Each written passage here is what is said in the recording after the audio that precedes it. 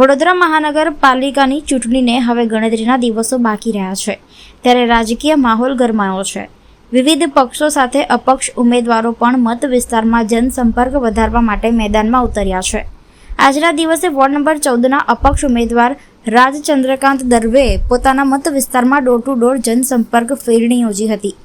જૂનીગઢ, મધ્યસ્થ ચીપવાડ, નાની ચીપવાડ અને મોટી ચીપવાડ સહિતના વિસ્તારોમાં ફેરણી દરમિયાન મતદારો સાથે સીધી મુલાકાત કરી સમર્થન મેળવવાનો પ્રયાસ કર્યો હતો. ફેરણી દરમિયાન સ્થાનિક લોકોએ રાજ દર્વેનું સ્વાગત કર્યું હતું અને પોતાની વિવિધ સમસ્યાઓ પણ રજૂ કરી હતી. આ પ્રસંગે રાજ દર્વેએ જણાવ્યું હતું કે વિસ્તારમાં વર્ષોથી રોડ, રસ્તા અને પાણી જેવી મૂળભૂત સુવિધાઓના પ્રશ્નો યથાવત છે, જેને તેઓ પોતાની જીત બાદ પ્રાથમિકતા આપીને ઉકેલશે. વોર્ડ નંબર 14માં ક્રમાંક 17 અને માઇક નિશાન ધરાવતા રાજચંદ્રકાંત દર્વેએ મતદારોને વધુમાં વધુ મતદાન કરીને તેમને વિજયી બનાવવા અપીલ કરી હતી. છોકરાએ અપક્ષ ઉમેદવારી તરીકે ફોર્મ ભર્યો છે અને આજે તમે અહીંયા પ્રચાર કરવા શું કહેવા માંગો છો?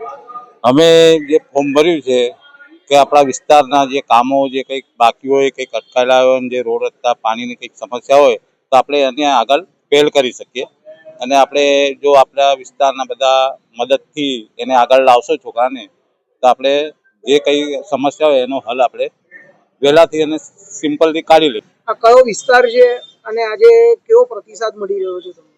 આજ રોજ અહીંયા આગળ જૂનીગઢ, મધ્યસ્થ ચીપવાડ, નાની ચીપવાડ, મોટી ચીપવાડ તમામ વિસ્તારમાં અહીંયા આગળ ડોર ટુ ડોર એમ ફેરણીનું આયોજન કરવામાં આવ્યું છે અને અહીંયા આગળ જે રજૂઆત સાંભળવામાં આવી છે કે જે વર્ષો જૂના કામો થયા નથી, રોડ, રસ્તા, પાણીના ઘણી બધી સમસ્યાઓ છે, એના નિવારણ માટે અહીંયા આગળ મિત્ર મંડળે આયોજન કર્યું છે અને ખૂબ સારી રીતે પ્રતિસાદ મળ્યો છે અમને.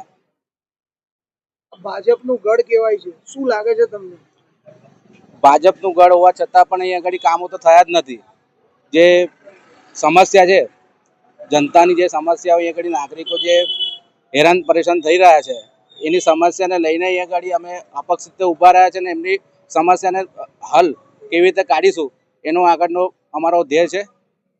આગળ જતા જનતા જો આપણને અહીંયા આગળ ઉમેદવારી નોંધાઈ છે અમે અને જે ઉમેદવાર તરીકે ઊભા છે અને જે સાથ સહકાર જે હમણાં જે મળી રહ્યો છે અમને, અને જો આગળ જતા અમે આવ્યા છે અહીંયા આગળ તો પહેલાં એમને જે સમસ્યા છે એનો હલ અમે લોકો લાવીશું.